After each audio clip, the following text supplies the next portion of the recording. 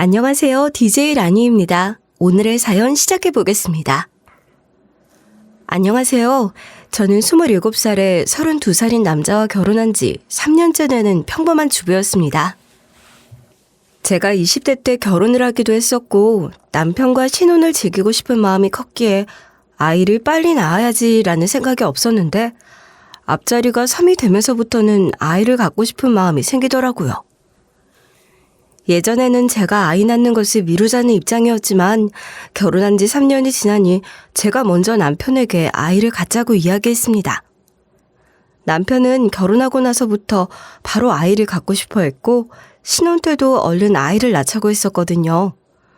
그런데 그때는 우리 둘만의 시간을 즐기고 싶은 마음이 있어서 미룬 것이었어요.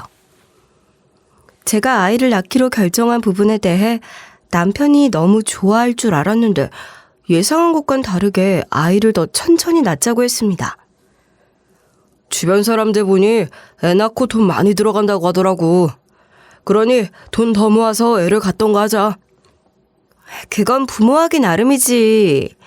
어떻게 애를 키우는지에 따라서 달라지는 거 아니겠어? 그래도 애 낳으면 해줘야 하는 최소한의 것들도 있잖아.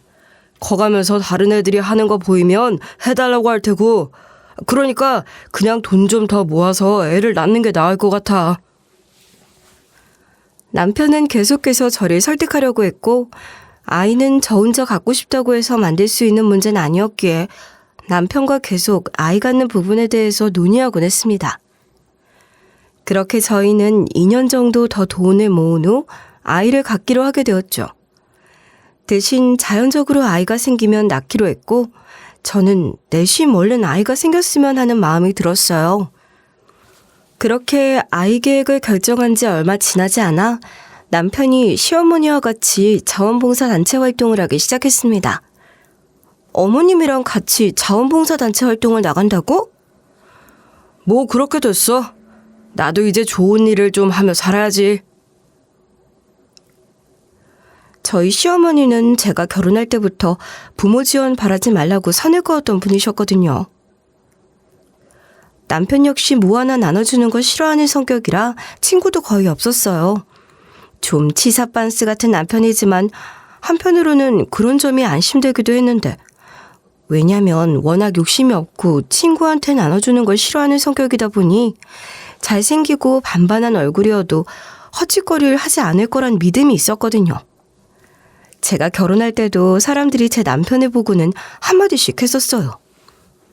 너희 남편 잘생긴 줄은 알았는데 이렇게 보니까 정말 잘생겼다. 너 결혼하고 나서도 긴장해야겠어? 너도 알잖아. 우리 남편 어디 가서 돈 안 쓰는 거. 아, 그랬었지? 그럼 다행이네. 너희 청첩장 모임 때 보고 충격받았었는데 내가 그걸 또 잊었네. 우리 남편이 어디 가서 돈도 잘 쓰는 성격이었으면 나도 불안했겠지만 워낙 돈을 안 쓰니 한편으로는 다행이더라고. 친구들한테 돈도 못 쓸 정도인데 바람필 여자한테 돈을 쓰겠나 싶었거든요. 남편도 농담식으로 나는 돈이 아까워서라도 바람 못 핀다 라고 말한 적도 있었어요. 그래서 이 두 사람이 봉사활동을 나간다고 했을 때 의아했었죠. 저 자린고비들이 남들에게 베푸는 일을 한다고? 싶은 생각이 들었지만 한편으로는 또 살다 보니 별일도 생기네 하며 넘겨버렸어요. 신기하긴 했지만 좋은 활동이기도 하고 저에게 강요하지 않았기에 신경 쓰지 않았거든요. 하지만 뜻하지 않게 전환점을 맞게 되었는데 그건 바로 제가 회사 상황이 안 좋아지며 구조조정을 당하게 됐을 때의 일이었어요. 저는 제가 금방 취직을 할 수 있을 거라 생각했는데 이게 무슨 일인지 반년이 지나도록 취직이 안 되기 시작했죠. 운 좋게 면접까지 가도 은근슬쩍 결혼 여부나 아이 계획에 대해서 물어보더라고요. 기혼인지 미혼인지 여쭤봐도 될까요? 저는 결혼한 지 3년 정도 됐고 아이도 낳을 계획이긴 합니다. 아, 결혼을 하셨군요. 알겠습니다. 그럼 면접은 여기에서 마무리하도록 하죠. 결혼한 걸 숨길 이유도 없었기에 제가 기혼이라는 걸 밝히고 아이 계획에 대해서 말씀드리면 회사들은 표정이 굳어버리더군요. 좋은 분위기 속에서 진행한 면접이라고 생각한 것들도 족족 떨어지며 취업에 계속 실패하자 제 자존감은 와르르 무너져 버렸습니다. 그리고 이때부터 시어머니가 저에게 자기 봉사활동하는데 도우라고 말씀하셨죠. 저를 불러다가 음식을 하라고 하질 않나 한 번은 뜨개질을 건네주시면서 하라고 시키셨어요. 저번에 요리 시키실 때도 여쭤보고 싶었는데 제가 이걸 왜 해야 돼요? 너가 지금 뭐 하는 거 있어? 집에 있으면서 놀 생각하지 말고 시키는 거나 해. 저 집에서 노는 거 아니에요. 회사 다니려고 면접도 다니고 있고 준비도 하고 있어요. 그럼 뭐 해? 여태까지 너 불러주는 거 다 너 없잖아. 그럼 노는 거랑 뭐가 다르냐? 남편도 옆에서 시어머니 편을 들며 한마디 하더라고요. 다른 일도 아니고 봉사활동 같이 가자고 하는 거잖아. 엄마 말대로 지금 당신 뭐 하고 있는 것도 아니고 좋은 마음으로 하면 좋잖아. 그리고 혹시 알아? 나중에 그러다 잘 보여서 자원봉사단체에서 일하게 되면 돈도 벌 수 있는 거잖아. 너 이것도 안 할 거면 생활비 받지 마라. 얘 이거 안 한다고 하면 너 얘한테 돈 줄 생각하지 마. 두 사람이 한편이 돼서 하라고 하니 제가 더 큰 소리를 낼 수가 없었습니다. 이때 제가 은근히 눈치를 보고 있는 상황이었거든요. 회사에서 잘리고 나서 얼마 안 됐을 때 시어머니가 이렇게 말씀하시면서 저를 시키셨다면 제가 코웃음을 치거나 오히려 시어머니한테 뭐라고 하면서 그걸 제가 왜 해야 하냐고 더 크게 말씀드렸을 텐데 이때 제가 반년이 넘도록 취직을 못하고 있는 상황이었거든요. 3달치 월급에 퇴직금까지 받고 나왔다고 하지만 솔직히 그게 그렇게 많은 돈은 아니었어요. 제가 이전 회사에서 3년 정도밖에 일을 안 했기도 하고 연봉 자체가 높은 편이 아니었기에 떨어지는 돈도 그렇게 많진 않았거든요. 이 상황에서 남편까지 나서서 자원봉사하는 거 도우라고 해서 결국 반쯤 울며 겨자 먹기로 시어머니가 시키시는 대로 반찬을 만드는 것은 물론이고 어르신들 입는 옷 뜨개질 거기에 편지까지 써서 보내곤 했습니다. 너는 나한테 감사해야 해. 나같이 곱게 늙은 시어머니가 없어. 다들 며느리 잡아먹지 못해서 안달이더라. 그리고 다들 왜 그렇게 욕심이 많은지 너 저번에 만든 수세미 있지? 그거 좀 더 만들어라. 저번에 몇십 개 만들어서 가져가셨잖아요. 더 만들라고요? 부족하다잖아. 어쩌겠어. 더 가져가야지. 이번엔 좀 넉넉하게 만들어라. 그래야 더 만들라는 소리 안 할 거 아니야. 그런데 이상하게 저한테 어르신들 욕을 그렇게 하면서 둘이서 꼬박꼬박 봉사활동을 가는 거예요. 그 모습을 보며 저는 속으로는 그렇게 욕을 하면서 뭐하러 가나 싶은 마음이 들었지만 그때는 그냥 몇 명이 좀 별로인가 보다 생각하고 넘겼는데 저는 남편이 왜 그렇게 자원봉사를 하러 가는지 알게 되었습니다. 정의감이 생겨서 다녔던 게 아니라 다른 여자와 바람을 피고 있었거든요. 그 실마리를 잡게 된 건 제가 새로 사귀게 된 지영이 엄마라는 지인을 통해서였습니다. 지영이 엄마는 새로 이곳으로 이사 온 사람이었고 그녀는 봉사활동을 좋아하는 사람이었는데 복지센터들끼리 연합행사가 있어 며칠 파견을 나갔었다고 하면서 거기에서 있었던 일을 얘기해 주더라고요. 진짜 요즘 미친 인간들 많더라. 날씨가 더워져서 그런가? 이상한 사람들이 부쩍 늘어난 것 같아. 그게 무슨 말이야? 무슨 일 있었어? 나 이번에 복지센터로 파견 나갔다 온 거 얘기했지. 우연히 거기 센터에 있는 노인들이 수군거리는 말을 들었는데 거기 자원봉사자랑 예쁜이 할머니란 별명을 가진 노일이랑 그렇고 그런 사이란 소문이 돈다는 거야. 뭐? 정말로? 자원봉사자 나이가 어떻게 되는데? 우리랑 나이대가 비슷한 것 같은데 아니 멀쩡하게 생긴 남자가 왜 그러는지 몰라. 뭐 듣기로는 아내 여의고 혼자 사는 호랩이라고 하던데 얼굴도 반반하니 잘생겼던데 왜 굳이 할매랑 사귀는 거지? 뭐 쇼킹하긴 하지만 불륜도 아니고 사귈 수도 있는 거지. 이해는 안 되지만 욕할 건 아닌 것 같은데? 그래도 얼굴이 아깝다. 그 정도면 더 좋은 여자도 만날 텐데. 지영이 엄마는 계속 그 얼굴로 왜 할머니를 만나냐는 식으로 말을 하더라고요. 그러니 저도 그 남자의 얼굴이 너무 궁금해지더라고요. 젊은 남자가 할머니와 만나면 한 번 정도는 그렇게 말할 수는 있지만 지영이 엄마는 계속해서 얼굴 얘기만 했었거든요. 그래서 지영이 엄마한테 그렇게 잘생겼냐고 물어봤죠. 아니, 얼마나 잘생겼길래 아까부터 자꾸 얼굴이 아깝다 타령이야? 나 사진 있는데 보여줄까? 같이 찍은 단체 사진 있거든. 내가 한 번도 보여준 적 없었나? 잠깐만 기다려봐. 저는 지영이 엄마가 보여준 단체 사진을 보고 얼어붙어 버렸습니다. 지영이 엄마는 저에게 손가락으로 어떤 사람들인지까지 가르쳐주면서 알려주더라고요. 이 사람이야. 잘생겼지? 그리고 이 남자 옆에 있는 사람이 예쁜이 할머니야. 할머니 치곤 미인이긴 한데 그래도 굳이 할머니랑 왜 사귀나 싶네? 지영이 엄마는 그 뒤로도 이런저런 이야기를 했지만 제 귀엔 들리지 않았어요. 지영이 엄마는 그 당시 저와 사귄 지 얼마 안 된 친구였기에 제 남편 얼굴까지는 몰랐었거든요. 그 반반하고 잘생겼다고 얘기한 호랩이란 사람이 바로 제 남편이라는 걸 확인할 순간 저는 머릿속으로 별별 생각이 다 들었습니다. 대체 무슨 생각으로 나를 세상에 없는 사람 만들어버리고 노인이랑 바람이 난 건가 싶었거든요. 그렇게 지영이 엄마와 헤어지고 나서 집에 앉아 생각을 하고 있는데 퇴근하고 남편이 들어오는 소리가 들렸습니다. 남편 얼굴을 보자마자 진짜 저 세상으로 보내고 싶다는 생각이 들었지만 저는 이성적으로 생각하기로 했어요. 남편이 바람 피고 있다는 빼도 박도 못하는 증거를 잡아야겠다 생각했거든요. 그래서 연차까지 쓰며 남편은 미행하였고 마침내 둘의 미래 연장을 발견하게 되었습니다. 커피숍에서 그 예쁜이 할머니란 사람과 데이트하고 있던 남편은 어찌나 다정한지 예쁜이 할머니가 남편의 행동을 저지하더라고요. 아유 그만해. 일어나 남들이 봐. 뭐라고 해. 내 여자 내가 예쁘다고 하는데 뭐 쥐들이 뭐라고 할 거야. 아이 정말 누가 듣겠어. 조용히 말해. 예쁜이 할머니와 남편이 주고받는 말을 들으니 기가 막히더라고요.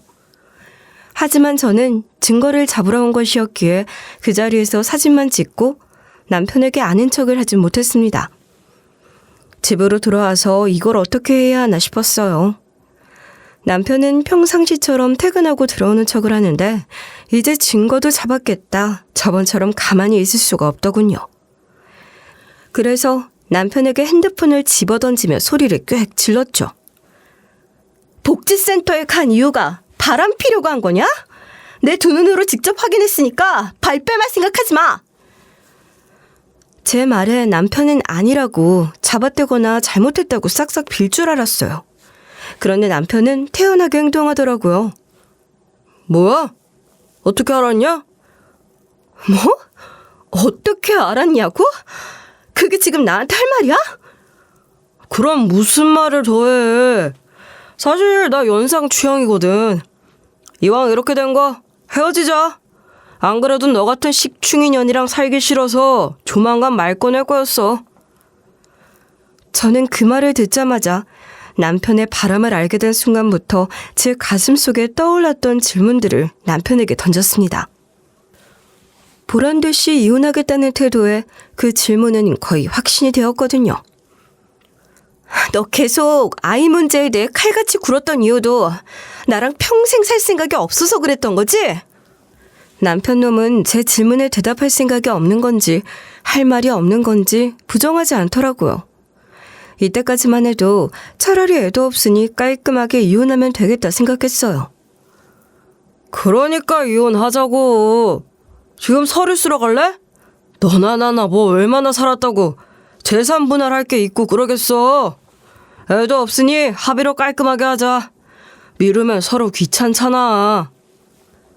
그런데 남편이 너무 이혼해달라고 하니 해주기가 싫어지더라고요.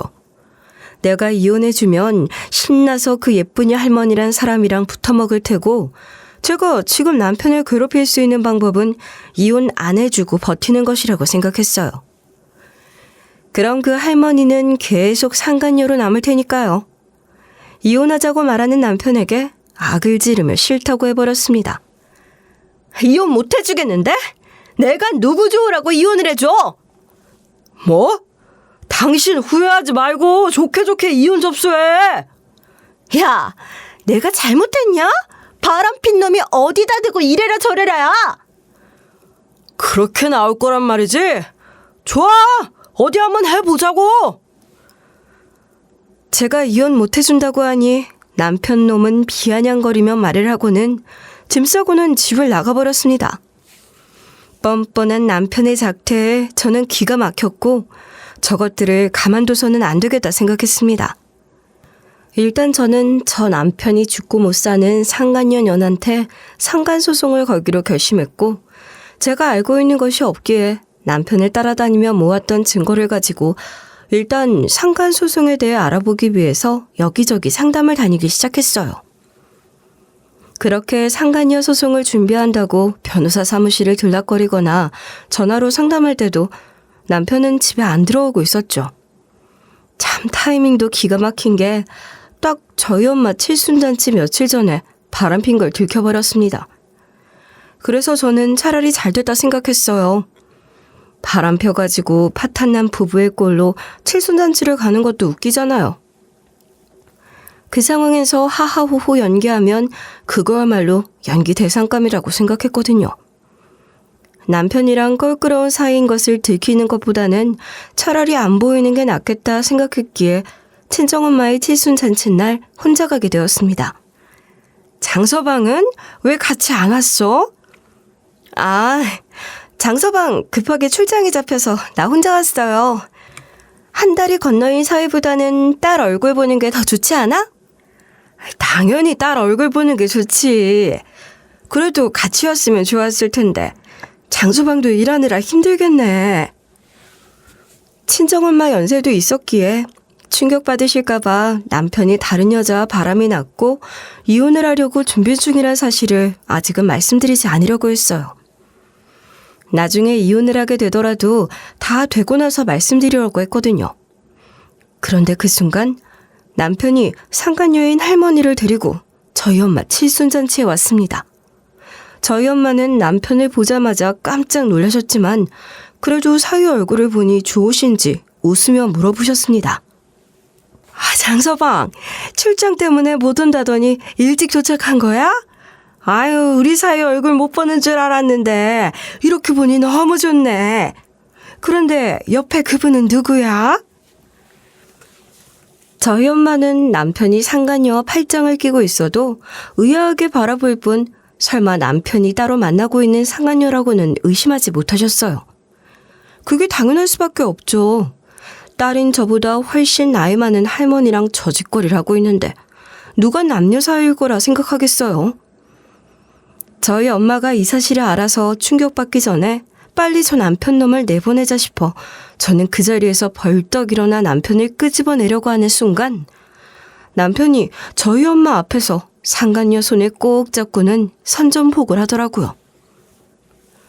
저 이제 이 사람과 새 출발할 거예요. 제 새 마누라예요. 저희 엄마를 비롯해서 거기에 있는 사람들 모두 순간 귀를 의심한 표정으로 서로를 쳐다보고 있었습니다. 웬 할머니를 지 새 마누라라고 하고 있으니 당연히 잘못 들었나 의심할 수밖에 없었겠죠. 그러자 남편은 다시 저희 엄마한테 한마디 하더라고요. 제 새 마누라예요. 장모님 따님과는 이제 인연을 끝낼 거니 그렇게 아세요. 남편은 저와 이혼할 거라고 못 박았고 저희 엄마의 얼굴은 새하얗게 질리기 시작했습니다. 저는 너무 기가 막혀서 남편에게가 길길이 날뛰었습니다. 지금 여기가 어디라고 와서 이러는 거야? 우리 엄마 칠순잔치인 거 잊었어? 지금 뭐 하는 짓이야? 니년이 계속 이혼 안 해주는데 나라고 가만 있으라고? 네가 지금 잘했다 그러는 거야? 저는 남편놈이랑 상간녀 할머니년 머리채를 잡으려고 하는 순간 저희 엄마가 충격으로 쓰러지셨고 칠순잔치는 엉망이 되었습니다. 저는 그 자리에서 바로 엄마를 모시고 응급실로 향했어요. 다행히 놀라서 쓰러진 것뿐이었고 건강에 이상은 없었습니다. 크게 충격받으신 일이 있으셨을까요? 미주신경성 실신으로 보여지거든요. 아, 네. 좀 그럴 일이 있으시긴 했어요. 지금 다른 검사 결과에 이상이 없으시니 푹 쉬시면 괜찮아질 것 같습니다. 저희 엄마가 원래도 새가슴이라 자주 놀라시는 편이긴 한데 이번에는 너무 갑작스러운 충격에 쓰러지기까지 하신 것이었어요. 그래도 건강에 큰 이상이 있는 것은 아니었기에 한시름 내려놓았습니다. 깨어난 엄마는 저를 붙잡으시고는 어떻게 된 일이냐고 물어보셨죠. 죄송해요. 사실 정서방 바람피고 있었어요. 이혼하고 나서 말씀드리려고 했는데 죄송해요. 그놈이 여기까지 와서 그럴 줄 몰랐어요. 저희 엄마는 제 말에 할 말을 잃으신지 어떠한 말도 하지 않으셨습니다. 전 남편 때문에 충격받아 병원에 누워있는 친정엄마의 모습을 보니 너무 열이 받아서 바로 시어머니에게 찾아갔습니다. 그리고 다짜고짜 남편이 바람핀다는 사실을 말씀드렸어요. 지금 어머님 아들 딴 여자 만나고 다닌 거 아세요? 어머님이 그렇게 좋아하는 복지관에 있는 할머니랑 바람이 났어요. 남편이 바람피고 있다는 사실을 시어머니에게 말씀드렸는데 참 기가 막히더라고요. 전 그래도 남편이랑 시어머니가 최소한의 양심은 갖고 있는 사람들인 줄 알았거든요.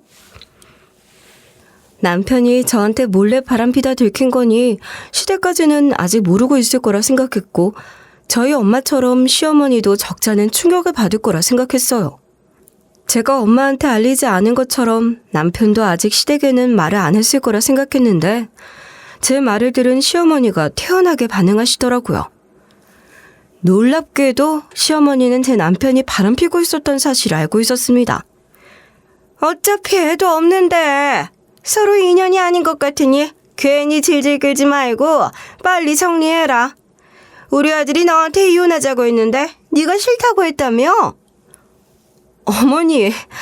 어머니는 아들이 저런 할머니랑 어울리셔도 상관없으신 거예요? 유부남이? 저는 너무 기가 막혀서 지금 이게 말이 되는 거냐고 시어머니에게 따져 물으니 시어머니가 저에게 한마디 하시더라고요. 아, 둘이 좋다는데 어쩌겠니? 자식 이기는 부모 없다고 하잖아. 전 그제서야 내가 저 집안 사람들에게 농락당했다는 것을 알게 되었습니다.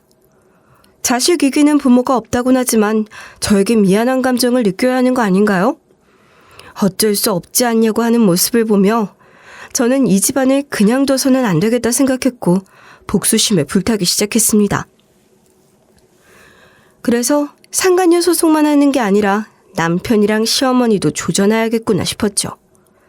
저는 복수를 준비했고 대망의 그날이 왔습니다. 이때를 위해 제가 미리 고추 화환을 준비하고 제가 가는 시간에 맞춰 도착하게 했습니다.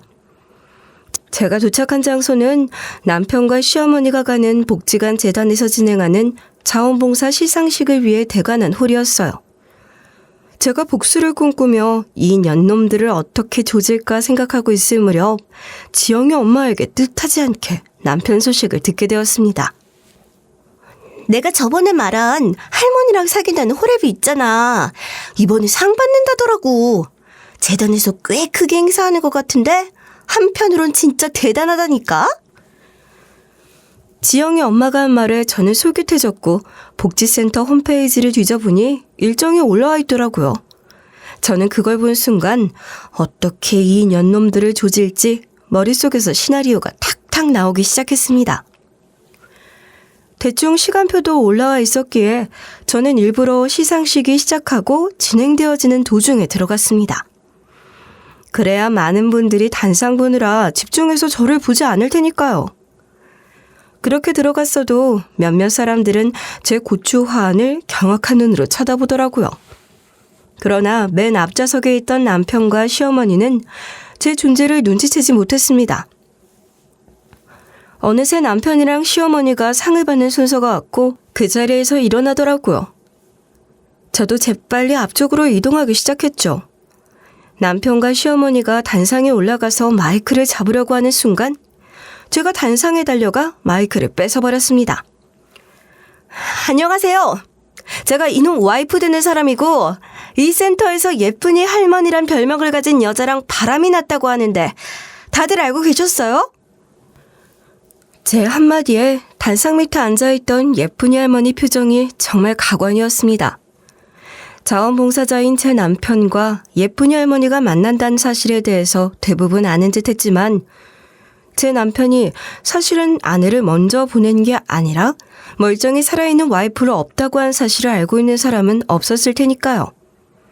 그렇게 다들 수군거리고 있을 때 제가 한마디 더 했습니다. 여기 계신 분들 중에 뜨개질한 조끼 받으신 분들 계시죠? 그거 다 제가 한 거예요. 저 둘이 한 거 하나도 없어요. 근데 이 두 사람이 상을 받는 게 말이 됩니까? 그러니 분위기가 술렁거리기 시작했고 그 순간 이사장이라는 사람이 저를 저지했습니다. 지금 여기에서 뭐 하시는 겁니까? 당장 내려가세요. 이사장이 저를 저지하니 남편이 달려와서 저한테 뭐 하는 짓이냐고 하며 째려봤고 제가 아닌 이사장한테 죄송하다고 하더라고요. 이사장님, 죄송합니다. 제가 당장 내보내겠습니다. 소란 피워 죄송합니다. 알겠으니까 빨리 저 사람 먼저 내보내게. 그 모습에 저는 마이크에 대고 제 핸드폰 녹음 파일을 들려줬습니다. 제 핸드폰은 통화를 하면 자동 녹음이 되거든요. 예전에 남편하고 통화했을 때 녹음이 되었고 그 내용을 이사장님이 아주 좋아하실 것 같다는 생각이 들었습니다. 이사장은 노망난 것 같아. 맨날 했던 얘기 또 하고 또 하고. 늙으면 다 그런 거야. 그래도 좋은 일 하시는 분 아니야? 좋은 일이고 나발이고. 늙어서 그런가 말할 때마다 냄새나서 참을 수가 없어. 우리 엄마도 입냄새 구역질 난다고 엄청 욕하던데? 근데 말이 어찌나 많은지 진짜 꼴보기가 싫다니까. 저에게 재단 이사장을 신랄하게 욕한 것을 들려주니 이사장 얼굴이 붉게 변했고 남편은 그 앞에서 당황하기 시작했습니다. 남편이 저희 엄마 칠순잔치에서 그질알던 것처럼 저도 시어머니랑 남편 시상식을 망쳐버렸죠. 재단 이사장은 안 그래도 제가 들어와서 난장판이 된 분위기 때문에 기분이 안 좋았는데 자기 욕을 실시간으로 들었으니 얼마나 화가 났겠어요. 그 자리에서 남편에게 소리치며 이야기했습니다. 이 사람 이거 안 되겠네. 다시는 우리 재단이 만든 봉사단체에 나타날 생각하지 마. 그런 거 아니라 제 이야기 좀 들어주세요. 저 아시잖아요. 알긴 뭘 알아. 됐고 당장 나가게. 근데 여기서 더 핵폭탄 반전이 하나 생겼습니다. 갑자기 한 여자가 남편에게 다가가더니 등짝 스매싱 날리는 것처럼 남편의 뺨따구를 날리더라고요. 그 사람은 바로 시상식 초반에 자신을 이사장의 딸이라고 소개하면서 축사를 했던 사람이었습니다. 저는 이 사람에 대해 들은 적이 있었어요. 하루는 남편이 봉사활동을 다녀와서 이사장 딸에 대해서 말한 적이 있었거든요. 이 딸은 친딸이 아니고 양녀라고 했었어요. 이번에 이혼하고 돌아왔다고 하더라고. 재단 이사장 딸이면 자주 만나지도 않을 텐데 그 사람에 대해 자세히도 안 해? 얘기라도 해본 거야? 얘기는 무슨. 나도 소문 듣고 한 거지. 복지센터에 자주 얼굴을 비추는 여자는 아니라고 하더라고. 처음 이사장 딸이 나왔을 때만 하더라도 자기 아빠 욕을 해서 그런가 보다 싶었는데 저는 이사장 딸의 말을 듣고 남편이 저에게 했던 말이 소문으로 듣고 한 게 아니라는 걸 알게 되었습니다. 야, 이 새끼야! 넌 나랑도 바람 피고 이쁜이 할머니인지 뭔지 아는 할망구랑 바람을 폈어? 남편은 한 명도 아니고 두 명이랑 바람을 피우고 있었더라고요. 저도 이 사실은 여기서 처음 알게 된 사실이었어요. 그런데 충격적인 사실은 여기에서 끝이 나지 않았습니다. 그 양녀가 남편에게 달려들어서 소리를 지르는데 그 내용이 정말 뜻밖이었거든요. 이 새끼야! 내가 복지센터 다니면서 우리 아빠한테 잘 보이라고 했지? 누가 썩은 할망구랑 바람나라고 그런 줄 알아? 그러니까 애초에 우리 남편이 봉사활동 다니네 뭐네 했던 게 저 양녀 때문이었던 거예요. 저는 헛웃음밖에 안 나오더라고요. 봉사활동 다니기 전부터 그 양녀를 만났던 거면 저놈은 도대체 언제부터 바람을 핀 건가 싶더라고요. 이 모습에 상간녀의 양부인 이사장은 뒷목을 잡았습니다. 이사장은 당연히 딸이 멀쩡한 남자를 만나는 줄 알았겠죠. 저딴 인간들에게 봉사활동상을 주려고 한 것도 열받아 죽겠는데 지 딸이 유부남이랑 저러고 있으니 얼마나 기가 막혔겠어요. 너 저 사람 유부남인 거 알고 만난 거야? 그런 거냐고? 그런 거 아니야. 내가 알았으면 만났을 리 있겠어? 이사장은 자기 양딸에게 바람핀 게 사실인지를 물어보았고 양딸은 고개를 도리도리 흔들며 몰랐다면 알게었습니다. 그런데 남편이 여기서 이사장 딸에게 따지기 시작했습니다. 모르긴 뭘 몰라. 거짓말하지 마. 지금 너만 살겠다고 이러는 거야? 야, 내가 네 부인 있는지만 알았지 할망구 천년이 있는 걸 어떻게 알아? 이사장 딸은 남편에게 빽 소리를 지르며 성질을 부렸지만 말실수한 것을 깨닫고 순간 아차하는 표정으로 이사장을 쳐다보았습니다. 그러니 상간녀의 양부, 즉 이사장도 길길이 날뛰기 시작했습니다. 친구 딸이라서 걷어줬더니 은혜를 왼수로 갚는 것도 정도가 있어야지. 어떻게 유부남이랑 바람을 피울 수가 있어? 너 당장 저놈이랑 헤어지지 않으면 나도 이제 너랑 인연 끊을 거다. 아빠, 제 말 좀 들어보세요. 그게 아니라. 그러자 이사장 양딸과 남편 모두 경악한 표정이 드는데 그 순간 제 남편의 얼굴이 한 번 더 돌아갔습니다. 이번엔 예쁜이 할머니까지 합세한 것이었거든요. 단상 아래에서 부들대고 있던 이쁜이 할머니라 이제는 참지 못하고 단상 위까지 올라온 것이었어요. 이번 한 번만 내가 봐줄 테니까 저녁 빨리 정리해. 양딸은 이쁜이 할머니 말에 기분이 나빴는지 받아치더라고요. 전연? 지금 나한테 그런 거야? 빠질 거면 냄새나는 할머니가 빠져야지. 그리고 정리할 거면 당신이 정리당하는 게 순서상으로도 맞는 거야. 내가 할망구 당신보다 먼저 만났거든. 유부남인 걸 알고 만난 상간녀들도 잘못했지만 사실 남자가 제일 큰 잘못을 한 거잖아요. 그런데 이쁜이 할머니와 양녀가 서로 싸우기 시작했습니다.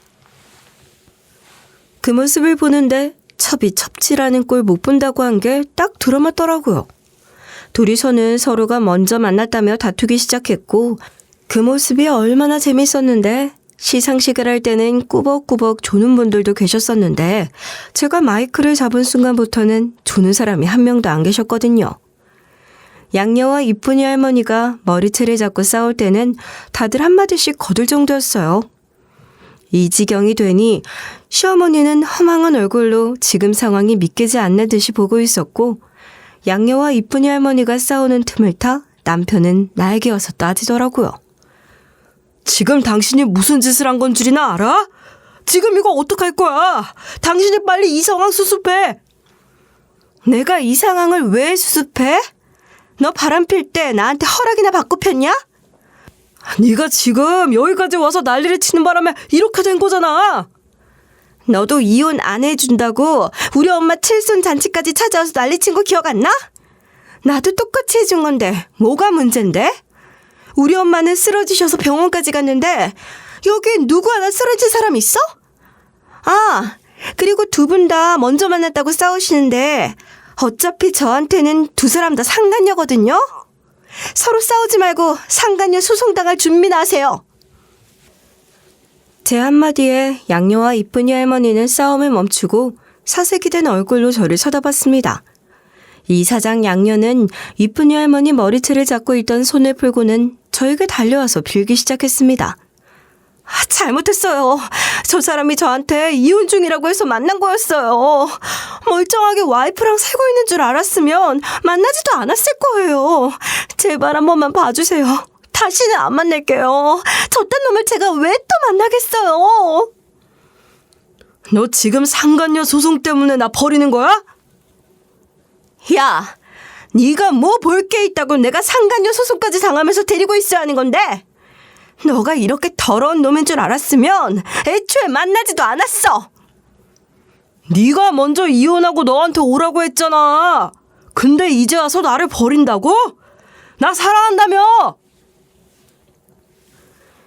이사장 양녀는 자기 양부 재력에 의지하고 있었기에 남편을 그 자리에서 끊어내버렸습니다. 그러니 남편은 어떻게 너가 나한테 그럴 수 있냐며 양녀에게 매달리더라고요. 이쁜이 할머니는 양딸한테 매달리는 남편을 환멸 어린 얼굴로 보더니 발차기를 했습니다. 너, 나는 안 보이냐? 나도 너 마음 이제 잘 알겠으니까 다시는 나한테 빌붙을 생각하지 말아라. 그리고 너 지금까지 쓴 돈 다 뱉어내. 안 그러면 고소할 거니까. 이쁜이 할머니는 남편이 다른 여자와 바람을 피고 있는 상황임을 알았음에도 한번 봐주겠다고 마음을 먹었는데 눈앞에서 다른 여자에게 매달리는 저딴 태도를 보이니 온갖 정이 다 털린 듯 했습니다. 남편은 화들짝 놀라서 이번에는 이쁜이 할머니에게 애걸복걸하더라고요. 그런 게 아니라 우리 여사님은 왜 이러실까? 내가 다 설명할게요. 이쁜이 할머니가 두 번은 안 속는지 자기를 붙잡는 남편에게 다시 발차기를 해버렸습니다. 저는 그 모습을 보며 변호사를 통해 작성해 두었던 이혼소장을 남편에게 던져버렸어요. 그리고 유유히 사라져버렸습니다. 굳이 더 있고 싶은 마음도 없었거든요. 그리고 얼마 후 시어머니가 저를 찾아와서 한 소리 하더라고요. 넌 안 그래도 힘든 애한테 이렇게까지 해야겠어? 저 때문에 힘든 거예요? 아니잖아요. 그래도 너가 그렇게 와서 난리치는 바람에 우리 아들이 힘들어진 건 사실이잖아. 본인이 뿌린 씨, 본인이 걷는 거죠.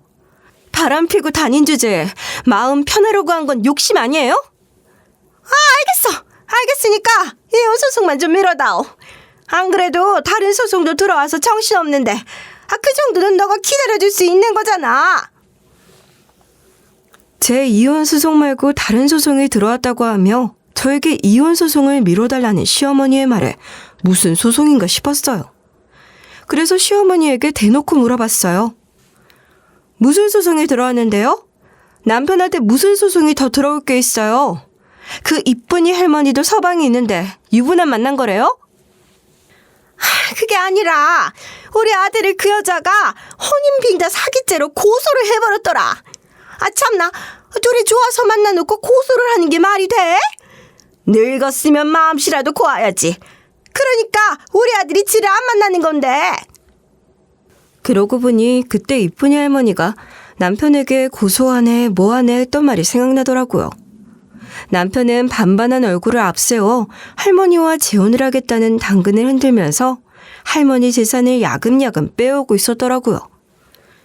지금 생각해보면 우리 엄마 칠순잔치에 나타난 것은 저를 엿먹이려는 마음도 있었겠지만 내가 이렇게 너랑 재혼 의사가 강하다라는 걸 이쁜이 할머니에게 보여주면서 돈을 뜯어오기 위한 일종의 퍼포먼스였던 것 같더라고요.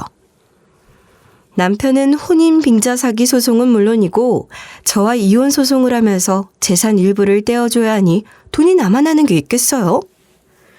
그러니 시어머니가 저를 찾아와서 어떻게든 이혼 소송을 미루고 싶어 했지만 제가 그 남편을 배려해 줄 이유는 없잖아요? 제가 그것까지 생각해 줄 필요는 없을 것 같은데요. 그리고 그 지저분한 남편이랑 더 엮이는 것도 싫어서 저도 빨리 이혼해버리고 싶어요. 이혼을 하지 말라고 하는 게 아니라 하는데 조금 기다려달라 이거지. 그러니까요. 그걸 제가 왜 해줘야 하냐고요. 이쁜이 할머니한테 가서 밀어달라고 하던가 하세요. 내가 이렇게 빌게, 응? 너가 좀 봐줘라. 그 할머니 고집이 얼마나 세던지. 시어머니는 이쁜이 할머니한테 찾아가서 빌기도 했었나 봐요. 그런데 뜻대로 안 되니 저한테 찾아와서 이혼 소송이라도 미뤄보자 한 거였던 것 같아요. 하지만 저 역시 그렇게 해줄 이유가 없었기에 야무지게 위자료는 물론이고 재산 분할에 대한 부분까지 싹 다 받아냈습니다. 남편이 이쁜이 할머니와 소송에 휘말리는 것 때문에 동네의 소문이 얼마나 퍼졌는지 몰라요. 시어머니는 물론이고 전 남편도 얼굴을 못 들고 다니는 지경이 되었습니다. 할머니들 입소문이 얼마나 빠른지 부동산이나 주변 가게나 전 남편과 시어머니 이야기를 안 하는 곳이 없었어요. 그 집 아들이랑 이혼했지?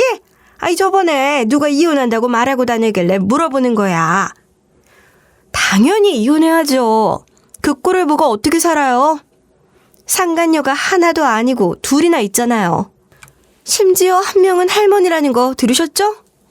그럼 요즘에 그 집 얘기 안 하는 곳이 없어. 아휴, 그 집 아들 얼굴 반반하다 생각했는데 뒤에서 그러고 있을 줄 누가 알았겠어? 저도 봉사활동에서 그 짓거리 할 줄은 상상도 못했어요. 서울같이 사람 많고 넓은 동네도 아니고 좁은 동네였기에 소문은 한참 동안 계속됐고 전 시어머니랑 전 남편이 동네를 다닐 때마다 사람들은 수군거렸고 대놓고 욕을 하는 사람들도 있었어요. 그렇게 온 동네에서 손가락질을 받으니 그 두 사람도 더 이상은 못 참겠는지 집을 헐값으로 팔아버리고는 이사를 가버렸습니다. 저도 이혼 소송을 마무리하면서 받을 거 받았고 정리할 거 정리했으니 두 사람의 소식을 못 듣고 살 줄 알았는데 제가 아직 그 동네에 살고 있어서 그런가 사람들이 저를 볼 때마다 그 두 사람의 소식을 알려주곤 하셨어요. 한 번은 저 또한 이사를 가려고 부동산에 갔는데 부동산 사장님께서 두 사람 소식에 대해 물어보시더라고요. 이사 가려고? 이제 전 시댁 식구들도 없는데 더 살지. 아무리 그래도 좀 그렇지? 그것 때문에 이사 가는 건 아니고 다른 동네에서 일을 시작해보려고요. 그래? 그럼 잘 됐고. 그나저나 전 남편 소식 들었어? 가끔씩 어르신분들이 저 보시면 알려주시곤 하는데 요즘엔 들은 게 없네요. 내 동생도 부동산 하나 하거든. 거기에 그 아들이랑 엄마가 와서는 집을 알아본 거 있지? 처음에 내려갔을 때는 그래도 20평대 아파트 장만해서 살았던 것 같은데 이번에 월세로 바꿨대잖아. 부동산 사장님 말씀을 들어보니 전 남편은 결국 혼인빙자 사기죄 때문에 큰 돈을 물어준 것 같아 보이더라고요. 저랑 이혼하면서 안 그래도 개털이 됐는데 이쁜이 할머니랑 소송으로 엮이면서 결국 둘이 살던 집을 팔았다고 하더라고요. 우리나라가 참 좁은 게 한 다리 건너 아름아름 다 아는 사이더라고요. 갖고 있는 재산 다 팔아서 월세 산다는 말을 들으니 속이 좀 시원해지더라고요. 이제는 동네도 다르니 다시는 볼 일 없을 거라 생각했죠. 예전에 두 사람이 저한테 어르신들 옷 떠주라고 한 것 때문에 다시 시작한 뜨개질에 재미를 붙여서 종종 뜨개질한 것들을 인터넷에 올리곤 했었어요. 생각보다 반응이 좋았고 어떻게 살 수 있냐고 물어보는 사람들이 많아서 조금씩 팔기 시작했는데 생각보다 수익이 나쁘지 않더라고요. 가끔은 강의도 하며 생활하고 있는 도중 내 공방을 하나 차리는 것도 좋겠다 생각했거든요. 그래서 다른 지역으로 이사를 가며 작은 공방도 하나 알아봤습니다. 그렇게 새로운 인생을 살며 그 지역 복지센터에 방문해 종종 기부를 하곤 했죠. 그러다 뜻밖의 인물을 만나게 되었습니다. 너 잘 살고 있다며? 동네 지역센터에 기부도 한다고 하던데 우리는 얼마나 힘들게 살고 있는지 몰라.